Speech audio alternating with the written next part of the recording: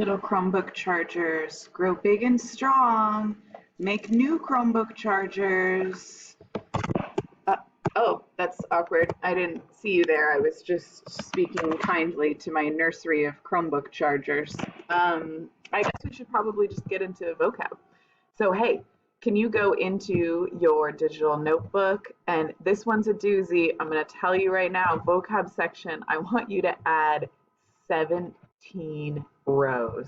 We're going to go fast here, and a lot of these terms you're already going to know, but I want you writing down a whole list of genres for your reference. So first, I want you writing down the definition of genre, which is a specific type of music, film, or writing.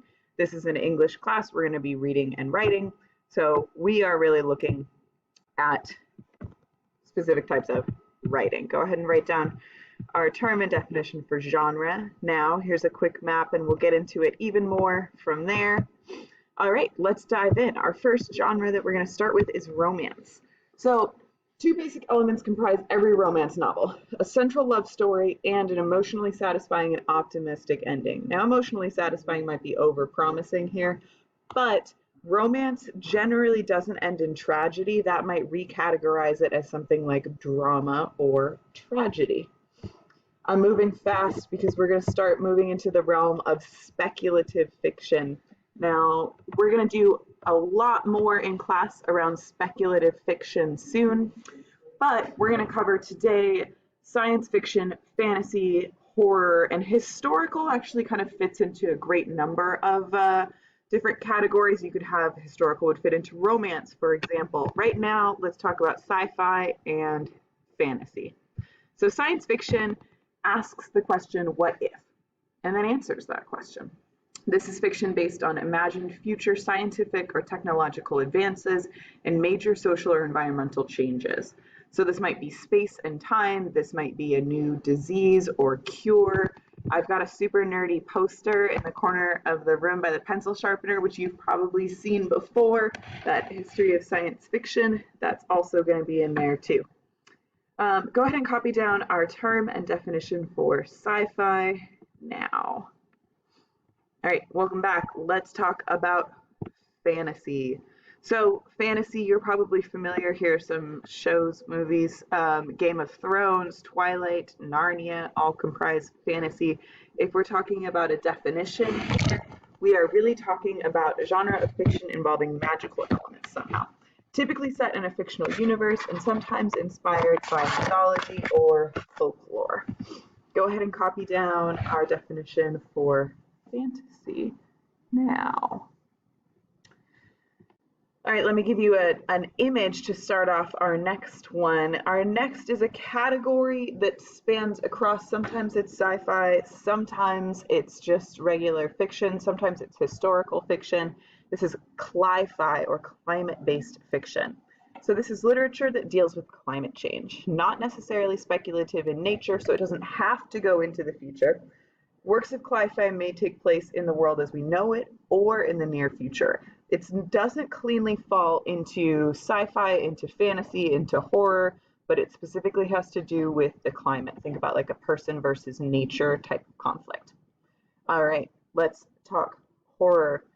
Horror draws on the unseen, the unknown, and the uncanny in order to explore and expose humanity's darkest fears. So what that might mean for you is Stephen King. What that might mean for you is Dean Koontz. What that might mean for you is really like what level of gore and dread you want. I really like this image right here because it gives you kind of an idea of one way to think of horror books on a spectrum. Tone is really important there. Moody, creepy, menacing, violent, gruesome, disturbing. These can all help you if you're trying to find a good horror book. Take a moment and copy down our definition for horror now. Ooh, we're going fast. I'm relying on you to hit that pause button because there's no way you're pacing with me in real time. Mystery's up next. You probably know what mystery is. Mysteries are like catnip to readers looking for puzzles to solve, no matter the subgenre. So it could be like cozies or police procedurals. There's something going on that you've got to figure out.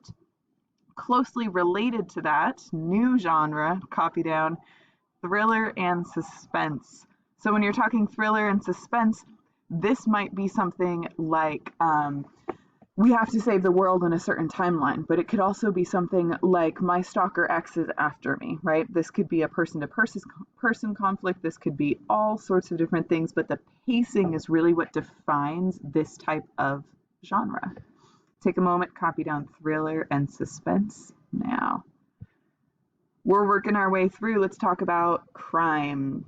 So crime fiction thrives on what transpires in shadows, the seedy underbelly of the big city, the forgotten desperation of small country towns, or even the quiet domestic angst that begins to boil over. The protagonists in crime novels are not always the good guy necessarily. They pursue their objectives by any means at their disposal. They often frame their primary obstacles in subverting law and society. Crime is also a genre where setting plays a big deal. Much like mystery, oftentimes the setting of a crime novel can be almost as important as the characters itself. All right, let's go ahead and talk about our next one. Switch in tone here, humor. So, while other genres, humor is a technique, right? There's humor in probably everything, but humor as a genre means books that are written specifically to make the reader laugh. You've got a few examples here as well. I know Diary of a Wimpy Kid showed up in a lot of people's textual history. We're going to take a quick break from the kind of way we've been talking about it, and let's just talk about fiction and nonfiction. And yes, I do want you to write both of those down. When it comes to genres, fiction refers to plot, setting, and characters created from the imagination. Nonfiction refers to factual stories that refer to real people and events, right? Sometimes it's easy to mix those up. Make sure you are getting them straight. Fiction, nonfiction. Copy them down. You're doing great. We've only got about 4 more left. Let's go into the world of magical realism. So we're back into fiction here.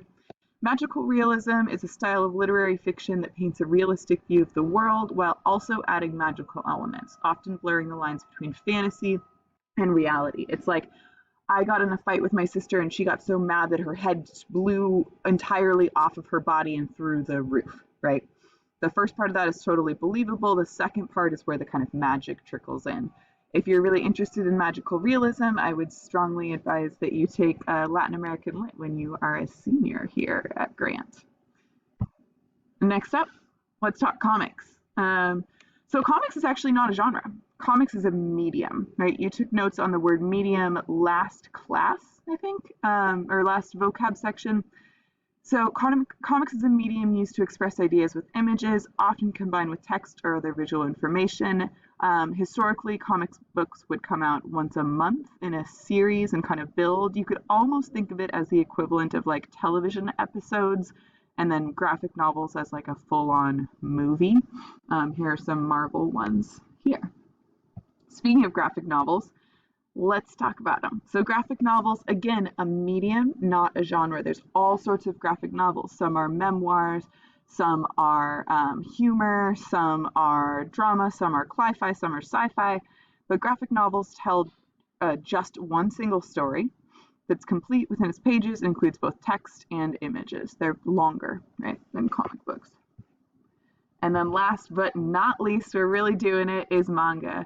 So this is a style of Japanese comic book and graphic novel, typically aimed at adults as well as children. And these also come out in a series, not unlike comic books, but they are generally a lot longer in depth. And the way that you read them is different, right? And you read from the back going forward. There's a collection of them in the back by the headphones in our classroom here. If you want to check it out, if you've never tried reading manga before, I would strongly recommend it. All right. You did it. You wrote down all the terms. Really solid work. 17 terms. Hopefully you got a good list of genres. See you in class.